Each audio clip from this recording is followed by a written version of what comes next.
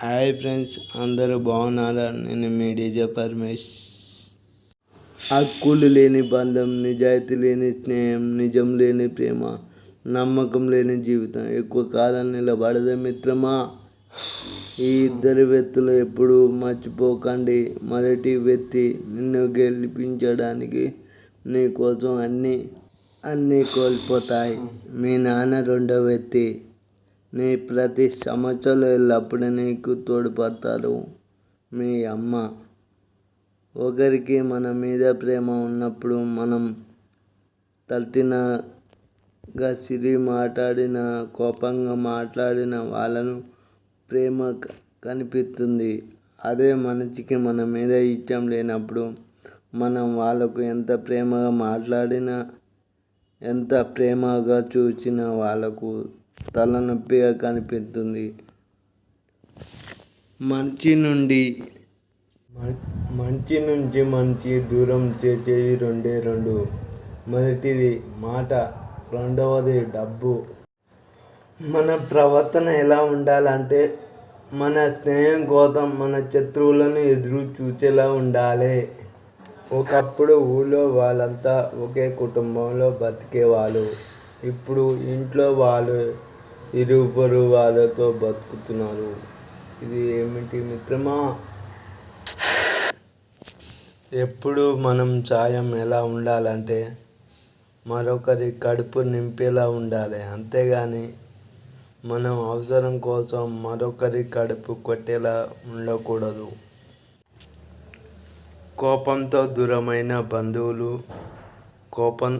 కోపం తగ్గాక దగ్గర అవ్వచ్చు, కానీ బాధలో దూరమైన బంధువులు ఎప్పటికీ దగ్గర కాలేదు.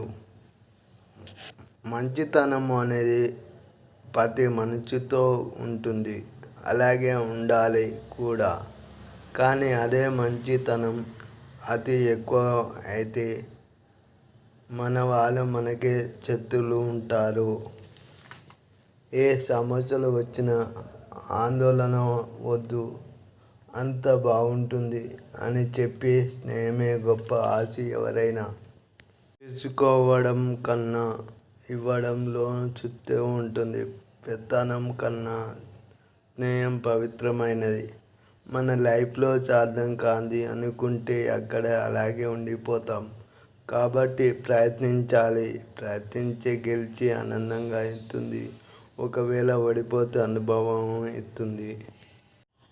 డబ్బు మనిషి పైకి తనం ఇందులో నా డౌటు. కానీ మనిషి పైకి వెళ్ళినప్పుడు తన డబ్బు వెంట తీసుకెళ్ళలేడు. ఇదిగోని నా డౌటు. ఈ రోజుల్లో ఎలాంటి డ్రెస్ అయినా, ఎలాంటి బంధువులైనా, ఎలాంటి ప్రేమ, ఒకసారి మనిషి చచ్చిపోతే మాట్లాడాలని ఆలోచన కూడా చచ్చిపోతుంది. నవమాసాలు మోసి కనిపించిన తల్లి ప్రేమ అద్భుతమైనది. కంటికి రెప్పలా వాడి కాపాడుతుంది. ప్రతి క్షణం వారి కోసం ఆలోచన. తన ప్రేమ, తండ్రి ప్రేమ ఎంత అద్భుతమైన చూడండి. నాన్న ఎన్నంటే నా జీవితం. ఏ అంటే అద్భుతంగా ఉండాలి.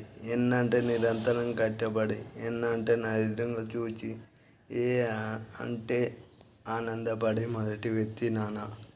ఒకప్పుడు ఇంట్లో ఏదైనా స్పెషల్ వంటకం చేసి దేవుడికి, పెద్దలకు పెట్టేవాడు. ఇప్పుడు ఇన్స్టాగ్రామ్లో, ఫేస్బుక్లో పెడుతున్నారు. టెక్నాలజీ ఇంత అభివృద్ధి చెందుతుంది. చాలామంది మాయలేడీల చేతిలో ఎందుకు మోసపోతున్నారో అర్థం కావడం లేదే మిత్రమా. ప్రపంచాన్ని మార్చేలా ఆలోచన వద్దు.